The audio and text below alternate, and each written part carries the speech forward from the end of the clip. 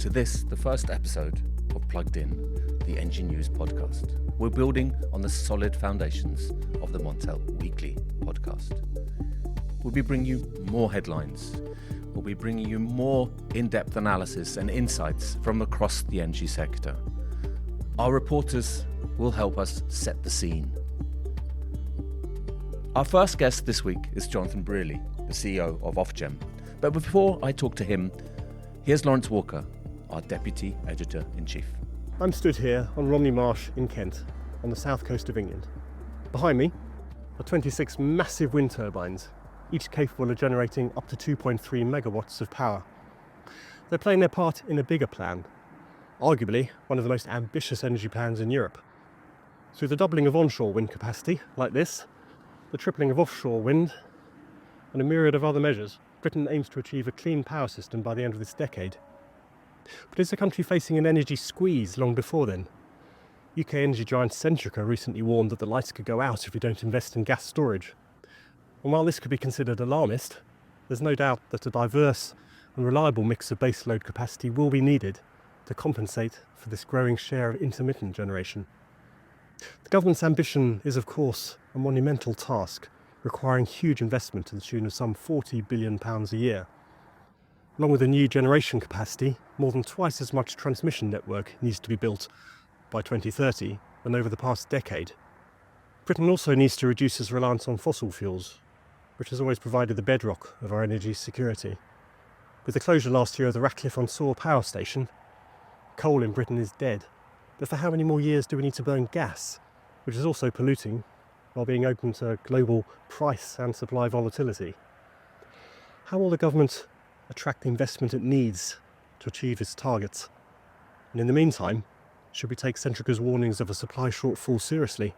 Or is it simply tilting at windmills, or in this case, wind turbines? So that was Laurie, Jonathan, and here's Jonathan, CEO of Ofgem. A warm welcome to you. Thank you. Great to be here. Great to have you. Now, Laurie was highlighting some of the issues here, and one in particular that's been in the news early in 2025 was the issue of supply security for gas. So is the UK anywhere close to running out of gas? So, look, we have one of the most secure and resilient systems in the world. And we've just been through a 2-year crisis when there were genuine concerns around the gas market. So I point to what National Gas have already said, which is that, no, we are not close to running out of gas in the system we have right now. Now, remember, we do have storage in this country. We have some storage, but we also rely on a very diverse market to produce what we need. So we are the main importer of LNG, for example, and that's been a big sort of mainstay of the last few years. And of course, we have access to European markets and European grids as well. So you can never say no to any security supply question. I've learned that in my last 20 years, but am I deeply concerned about it? Not right now.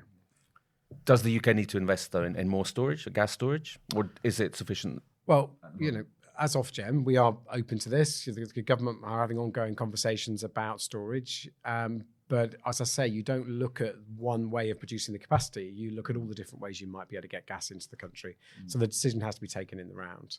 I mean, what I would say, though, is remember, as we begin to transition to new forms of generation, so carbon capture and storage or hydrogen, well, then new questions come up. So one question will be, if we start getting more hydrogen generating power stations or hydrogen fuel power stations, how do we store that? And how do we make sure we have security of supply in hydrogen? So there's a long-term question, but I think in the short term, you've got to weigh up a whole set of factors. I mean, I'd love to talk about hydrogen with you as well, Jonathan, because that's certainly a very interesting topic. But, if we stick to, you mentioned LNG, and obviously the UK is very reliant on LNG. So we've basically weaned ourselves off Russian gas. Is there a danger that we're becoming too dependent on another source of gas, which is the US, and a very kind of, not so predictable president in place at the moment? But is there a danger that you swap one dependency for another? Yeah, look, I should say as a regulator, it's a bit beyond my remit to talk about the President of the United States. But I think you make a good point, and I think we should step back and look at the situation we find ourselves in today. So the vast majority of our energy depends on the gas market. Now, if you go back 5 years, when I started in this job and in my previous job, that was a very stable market and, in fact, quite under-examined, actually, in terms of how it was working and who the main players were, because it had always worked so well. So we had a relatively low, relatively stable price. Now, what's happened in the last few years is geopolitics has firmly inserted itself into our energy system as a whole, but into the gas market.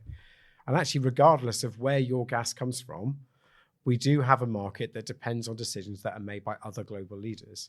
So I'm absolutely with the Secretary of State when he says we need to get to a different system. We need to get to a system that is clean power by 2030, not just because environmental enthusiasts like me want us to tackle climate change, but because it's good from a price point of view and a security of supply point of view. So strategically, should we move to a different system? Absolutely. Absolutely. And that's not even touching on the way it's been criticised in certain parts of Europe about how the wholesale price is formed, with gas playing a major part in that. But I'm not going to touch on that with you here, Jonathan. But I think the clean power by 2030, as Laurie mentioned in the scene setter, and as you've highlighted here, is massively important for security of supply and also for greening the economy and the energy sector. And for cost, I'd argue. Look, for price, getting stability rather than the volatile markets we're in. Absolutely. But is it achievable? These are massively ambitious targets. I mean, how ambitious is it? Is it, as Laurie said in the intro, is it tilting it to wind turbines or windmills? Look, I've been around energy for nearly 20 years now. And the number of times I've heard things that are impossible that turn out to be possible are more than I care to mention. I'll just mention a couple of examples in a moment. So without a doubt, it's a massive task. Building the amount of transmission infrastructure, which we're intimately involved in with the network companies, is a huge task. We have 80 projects altogether that need to be done roughly on time to get to where we need to get to by 2030. We've got a huge amount of generation build that needs to happen, and we've got to redesign our markets so that people can use this power in a very, very different way to when we get there. And by the way, we've got new technologies like long duration storage that we need to both scale up and create the regulatory mechanisms to support them. So without a doubt, it's a really, really big job.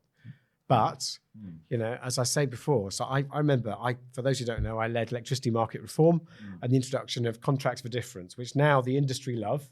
And indeed, brought a huge reduction in offshore wind prices. Now, two things to say. First of all, people told me at the time that this was too disruptive and this wasn't going to be good for investment, and it drove a huge increase in investment. But I remember in 2013-14 receiving emails from analysts, from equity analysts, telling me they'd surveyed their members and it will be impossible to meet our offshore wind goals by 2020, both on cost and on delivery. Now, what we saw was two things. First of all, we saw the auctions drove a phenomenal reduction in cost. So I remember we were setting up a task force to get offshore wind down to, in 2012 prices, to £100 a megawatt hour by 2020. We introduced the auctions, and within 3 years, it was down to around £55. So all my experience suggests that when you set clear goals, when you work with the industry properly, that you can achieve far more than you imagine you can. And look, I'm optimistic. When I talk to the network companies and I look at how they are gearing up to deliver this, everyone is pointing in a similar direction. And I think the thing that 2030 for me has done more than anything else is it's brought clarity. It's brought clarity around what it is we all need to do.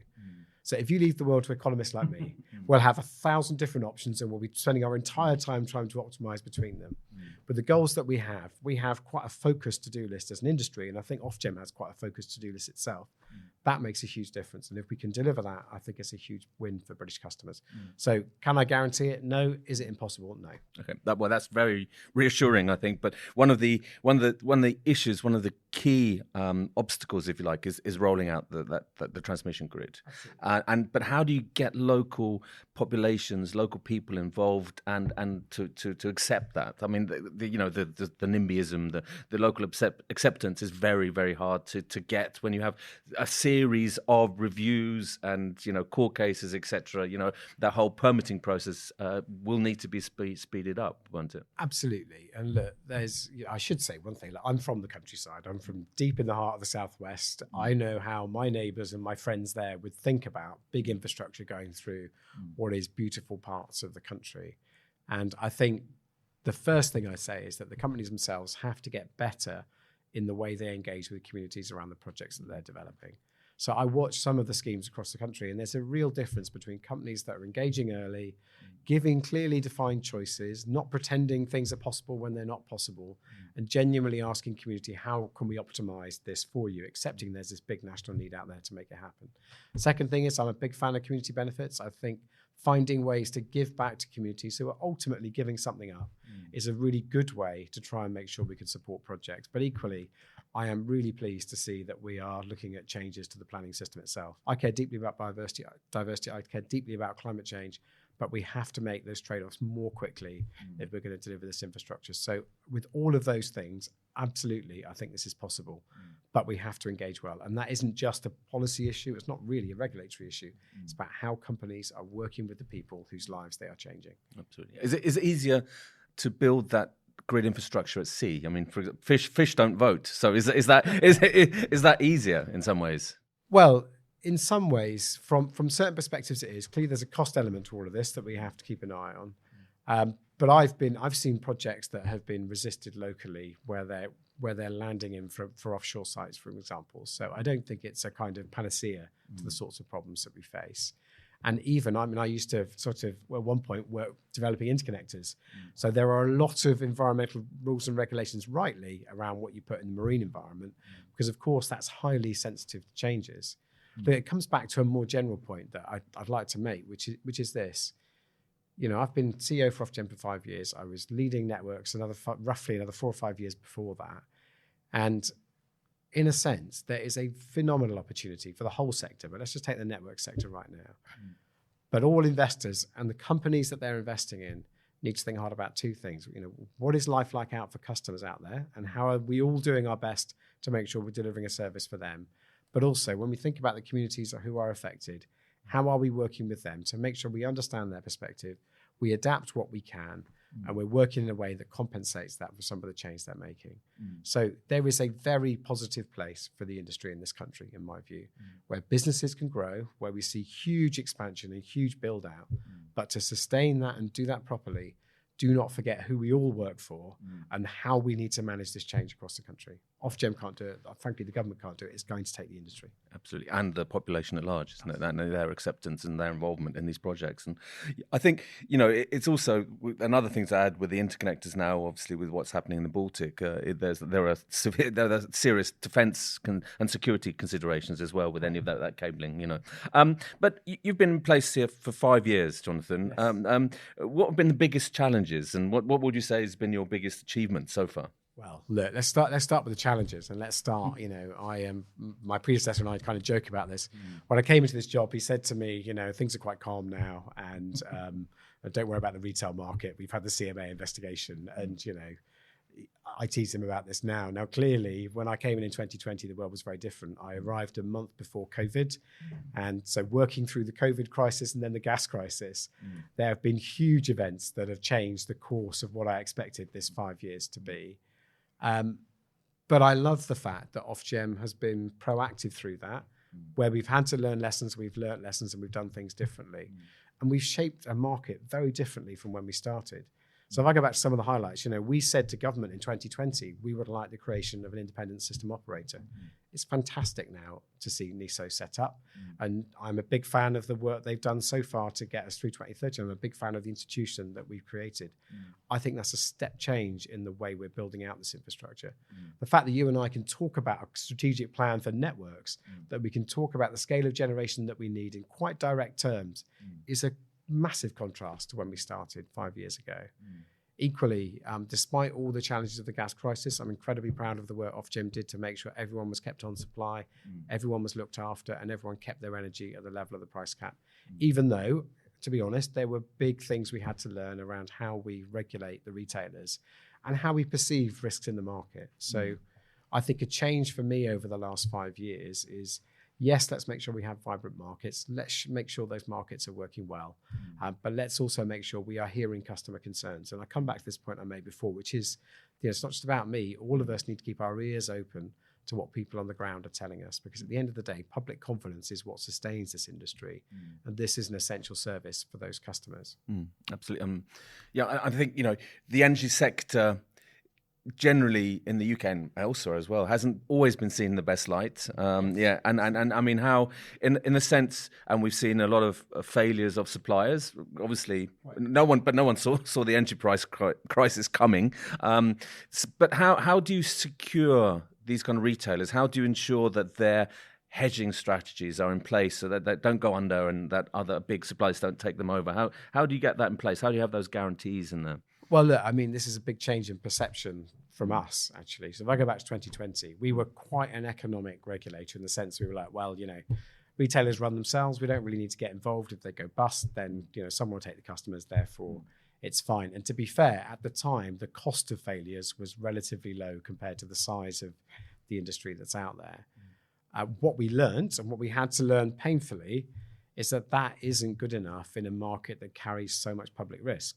So my argument is not just based on what we saw in the crisis, but it's really based on what should be happening on an ongoing basis. So right now, we've pretty much done what the banking regulations did after the financial crisis. We say two things. So we do monitor retailers' hedging strategies, particularly around the price cap. So if you have customers on the price cap, you need to make sure that you're able to buy energy forward sufficiently so that you're insured against the sort of price rises we're seeing right now. But also we're saying to retailers, you need to hold a certain amount of capital so that if things do spin out of control, you've got reserves to call on when things go wrong. And look, as I said to Parliament in January, we can't guarantee every retailer will still survive. We don't have a market that's as resilient as we would like, but it is on a journey, and that's a journey that is being driven by regulation. I mean, you can never make it risk-free or 100% resilient. I mean, there's always going to be that's the element of the market. Well, you need a market that functions in that way. If a company's not performing, there needs to be an orderly exit for that company. We're just much more thoughtful about that. And look, without sort of extending into deeply into retail, the same is true really on the outcomes we want from the companies. So now we're much more clear around how they treat vulnerable customers, how they respond to customer queries, so that we're creating a sense where actually there's a shared vision between the regulator and retailers around where we're heading, a bit like I've described on the network side. And again, there's an incredibly positive place for a retailer in this country. If you can generate services that allow me to move my demand over time, so I'm an EV owner, I'm a static EV owner at the moment, I'm not as flexible as I should be, quite frankly. But if you can persuade people like me and others as they get them to be able to charge their cars when things are cheap, you've got a massive offer for your customers, but you've also got very different markets from the more regulated price cap. So what we want to do in both areas is create this sense of the overlap between business success and customer need. And I think we're making progress on both. I mean, flexibility is absolutely key here. There's a huge amount of Yes. flexibility in the market. As you said, batteries of EVs, if you utilize that fleet. So there Sure. are plenty of possibilities out there in terms of ancillary services and the what retailers or suppliers could provide. Right, and look, we saw it in the crisis where we had the demand flexibility service, accepting that we paid quite a lot for that. We did have a lot of people adjusting their demand even manually. Now imagine a world where that becomes automated, where we use AI sensibly to help customers. I think that's got huge potential. And again, in this world of 2030, where we are going to have millions of electric cars on our roads, we are going to have heat pumps being rolled out. And indeed, we are going to have a system that needs us to be more flexible and adaptable. That's going to become more important. Especially in the times of that lovely German word called Dunkelflaute, so which is becoming more into the English vernacular now, isn't it? I think even seeing it in the mass media. But so how would you compare the supplier market now as compared to when you took over at Ofgem? So when I took over, we had 70 companies in the domestic supply market. So it was very, very diverse, very fragmented. And looking back, I think we took the perspective that because there were a lot of companies and because there was quite a lot of switching, these were signs of success and these were signs of a market that was working. I think what we have now is a much more concentrated market. So we do have a range of suppliers, but nowhere near that number. And we are beginning to see switching increasing again, but at lower levels. I think what we have now is a much more resilient set of companies. We have companies that I know, because I speak to all of them, that are genuinely thinking strategically about how we get to 2030 and how we get new services implemented. And when I look at some of the ones we lost, there were some very innovative companies there, but there were also companies that were running a bit of a playbook, which was issue low tariffs and hope the market doesn't turn against you. And that we've taken out, and I think that's a good thing. Yeah, no, absolutely. That can only taking some of some of those players out, I think, can only be beneficial for the market as a whole, because when they go under, it does create cost and disruption, and that's not what we want to see. Absolutely. I mean, Laurie in his intro, and then when he set the scene there, he mentioned the Ratcliffe coal-fired station, and that's quite a key moment for the UK, closing off the last coal plant. For sad for some, and a vision of hope and for the future for others, I think. But how do you view it in terms of gas? Are we ever going to be likely to wean ourselves completely off gas for in power generation? So just talking about Radcliffe for a moment, because it was a big moment, actually. I was back in the energy department in government where we talked about coal coming off the system, and it all felt very abstract, and it was all on PowerPoint slides and spreadsheets. And we had long debates about whether we needed things like the emissions performance standard, and anyone remembers that, and Amber Rudd's commitment to take coal off by around this time. But it's a real mixed feeling, I think, for me and for the industry, because coal has provided this country with a backbone of its energy needs for over a century, longer centuries. So I can understand the mixed feelings, I can understand the emotions behind it. And, there is a positive vision out there. And, we do need to move to different sources, but I don't want to underplay the hard work and the incredible role that industry played in our history and getting us to where we are now.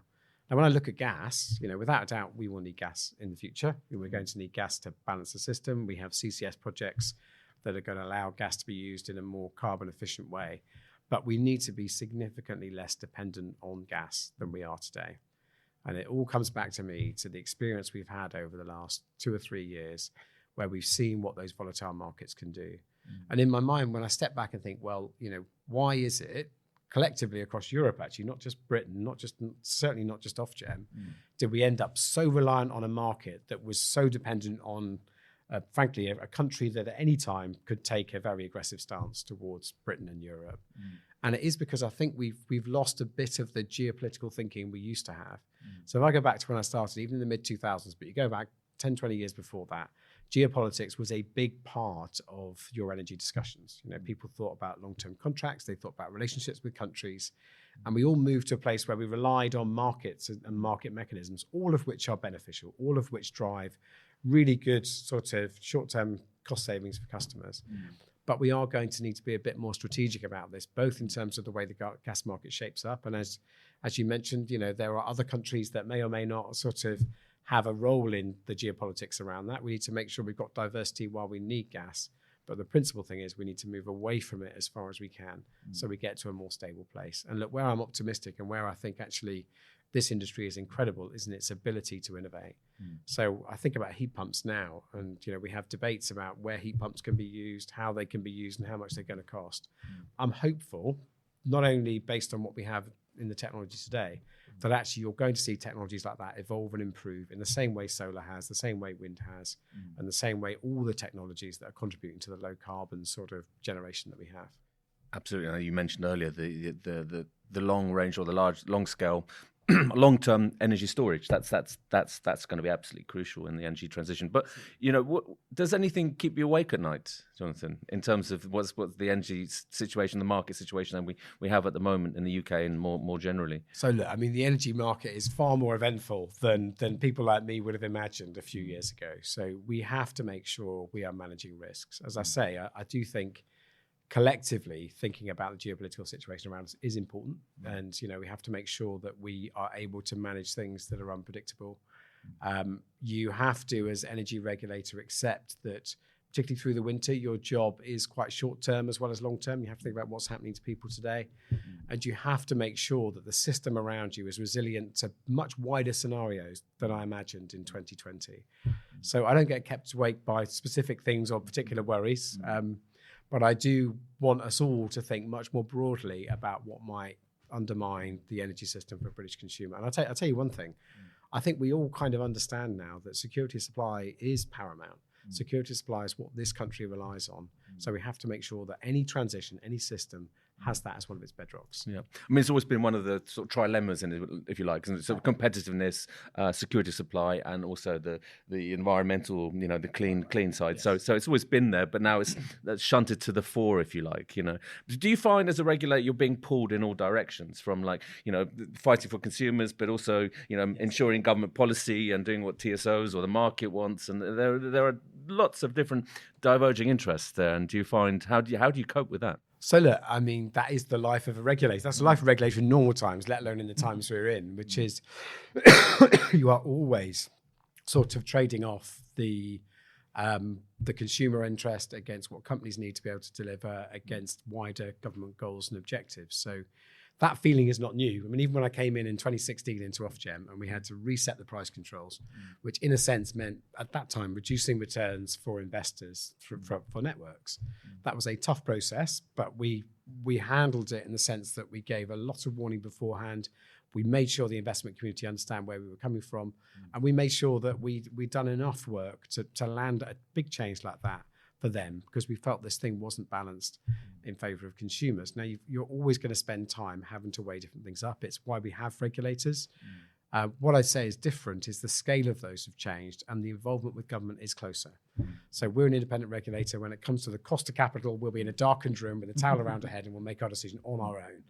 But when the government is laying out a plan for infrastructure, when the government is basically providing the incentives for generation to be built, we need to work closely with them, understand their vision, and make sure together we're providing a coherent sort of whole to what we're doing. I mean, the key element here you meant was providing that incentive to get investment into energy infrastructure and generation in GB. How do you do that? I mean, it's in a way it's easier said than done. Well, there's kind of two things in my mind. One is the technical work. So I've got teams here who are running lots of financial models, like the famous CAPM model, for those who know what that is, around how you begin to set the limits around this. But the other is the relationship. And, the thing I feel like I've really learned in the last 5 years, which I may have known a bit in 2020, but certainly not as much as now, is actually it's the relationship you have with the companies and the investors, which is going to make this a success. Or indeed, if this goes wrong, it's one of the main sort of failure risks that you have. And I think what I want companies to do, what I want investors to do, is to hold the strategic positive vision for the future, for the long term. And for all of us, that's going to mean perhaps giving up some short-term commercial gain, or indeed, from my perspective, being too short-termist about customer needs, for example. But if we all hold that together and we all make sure we work closely on the issues that we're facing, and we have a principle of honesty more than anything else, I think we can make huge progress. I do look at other regulatory regimes, and where that trust is broken down, it becomes incredibly hard to make progress. Do you liaise or talk closely with your colleagues elsewhere in Europe? Are you in? We do, absolutely. So we spend a lot of time, as an organisation, we are in constant dialogue with Europe, particularly around things like interconnectors, but also more broadly about how we're all thinking about the transition that we're on. We have sort of private regulatory groups where we get together and we share both, what the challenge is and what are some of the things that we've done that make us successful. And there is a vibrant community out there, actually, of people who are thinking about this, not just across Europe, but also for example, in the USA. So we are well networked with our colleagues. And as I say, there's two dimensions. There's pragmatic things we need to work on. So where are we going to have interconnectors? Do they make sense for both countries, etc.? But there's a lot more we can share in terms of the amount of change that we're seeing, sort of transition we're trying to go through, and how we're approaching it differently. The remarkable thing for me is, I've worked previously in India.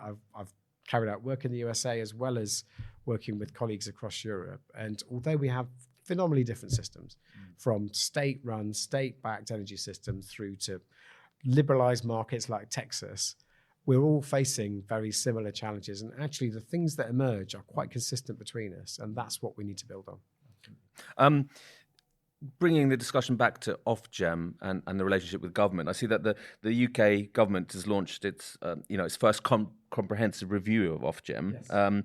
And the aim of that is maybe, if I'm interpreting correctly or not, is to make you stronger as a regulator. I don't know if that's a correct interpretation, but how vital are those extra powers if they're granted to you, John? So we are. And I am a real enthusiast for the Ofgem review. Our mandate was set 25 years ago. Even in our name, we are regulators of gas and electricity markets. And the reason why I'm keen that we go through this process is really sort of, I'd say, four broad things. So first of all, in statute, what are we here for? So we have a primary customer duty in statute, and we have something like 12 or 13 have regard to duties. Now, I don't think that really is a coherent legislative basis for a regulator to be able to make the sorts of decisions we're going to make in the next 5 or 10 years.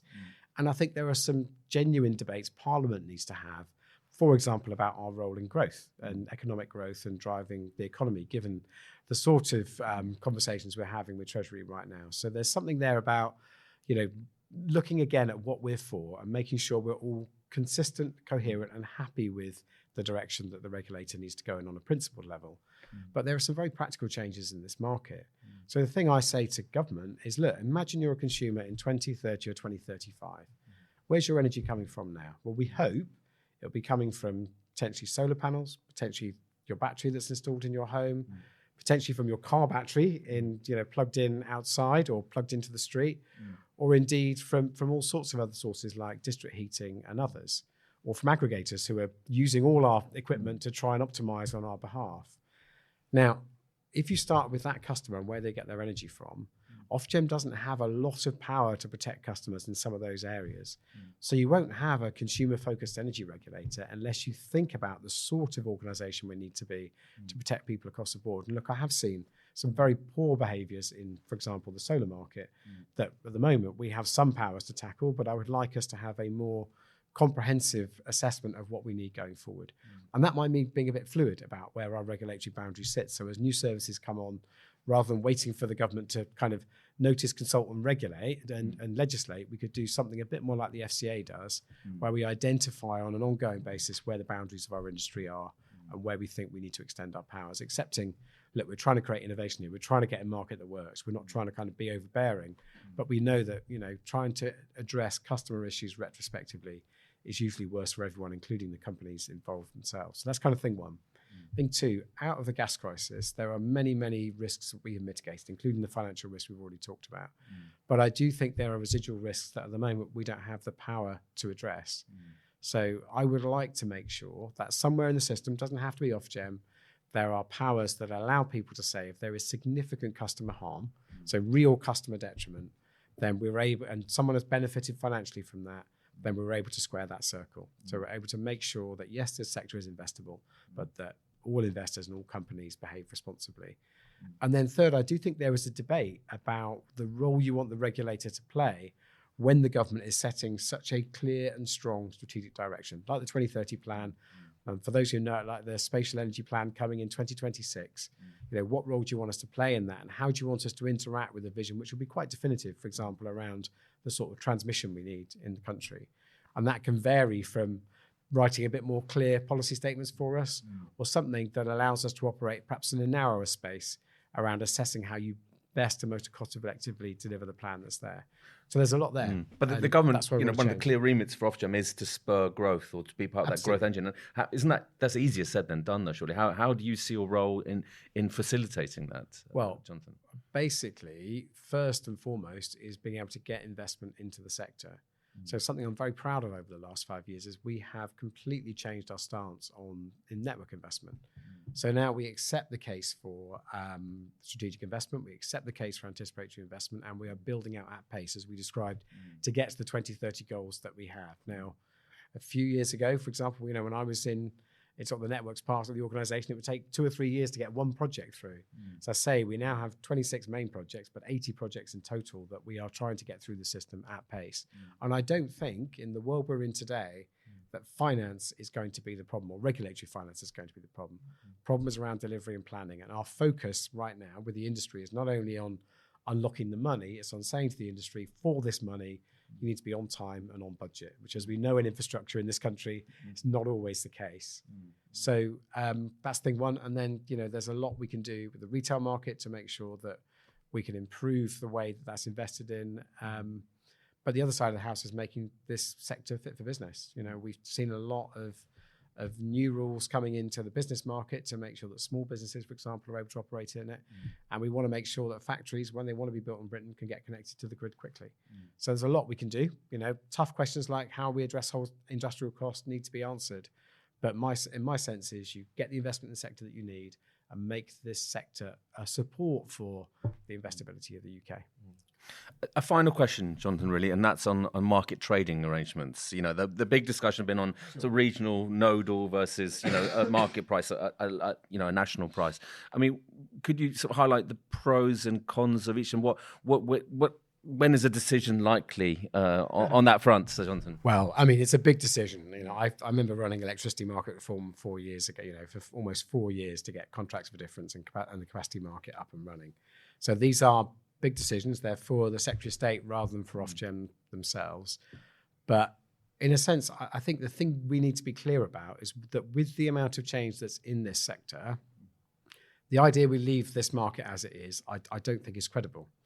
The amount that you have to pay wind farms to get constrained off, the amount that we end up with a system that's inefficient if we do absolutely nothing, I think means that it is not economically credible for the British consumer to leave it as it is.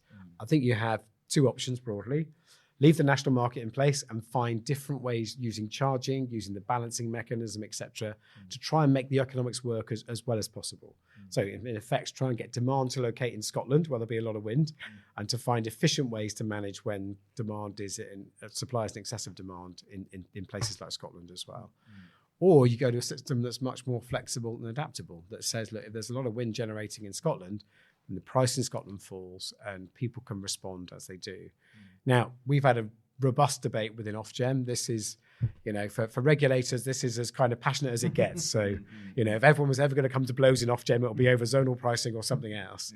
And, we have come to the view that zonal pricing, we think, is the best way forward. It's not a unanimous view. There are people on my board, for example, who would say we might want to do things differently. But by and large, we think that is the best way to create a system that's adaptable. We also accept, by the way, that you are likely to need protections for the investment that's going in at pace to get to 2030, and you're likely to need to think about whether or not you need to even things up between regions and areas within the UK. But all my experience suggests that if you get those economic mechanisms right, like we did with CFDs, where we moved to auctioning, you get developers focusing on the thing that really matters, which is getting their costs down and getting their projects in on time. And also you get industrial customers thinking very differently. So we're going to see an AI boom in this country, in my mind. We are going to see a huge growth in data centers, partly because the whole world is going to see a growth in data centers, and partly because we have so much across the data world that is positive about Britain. So we want to see an AI boom. But if you have that, really you want your data centers, if that fits with the latency needs and everything else that they have, to be locating in those parts of the country where there's a lot of wind and taking advantage of that cheap power when it's available. I think something like zonal pricing gives the opportunity for that to happen.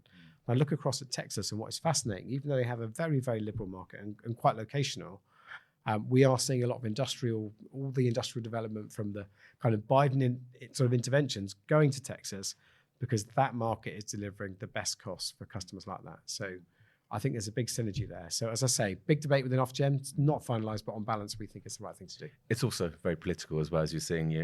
With the bidding zone review in Europe. I mean, that's been delayed again and over. I've been waiting for it for the last 10 years, I think. But Well, I didn't answer your question about when they're going to decide. No, exactly. But hopefully fairly soon. But Jonathan, thank you so much for your insights. Fascinating discussion, and best of luck for meeting the 2030 targets. They're certainly very ambitious, but I think, as you say, they are not impossible. So you've been listening to Plugged In, the Engineer News podcast. Thank you and goodbye. Thank you. Thanks very much.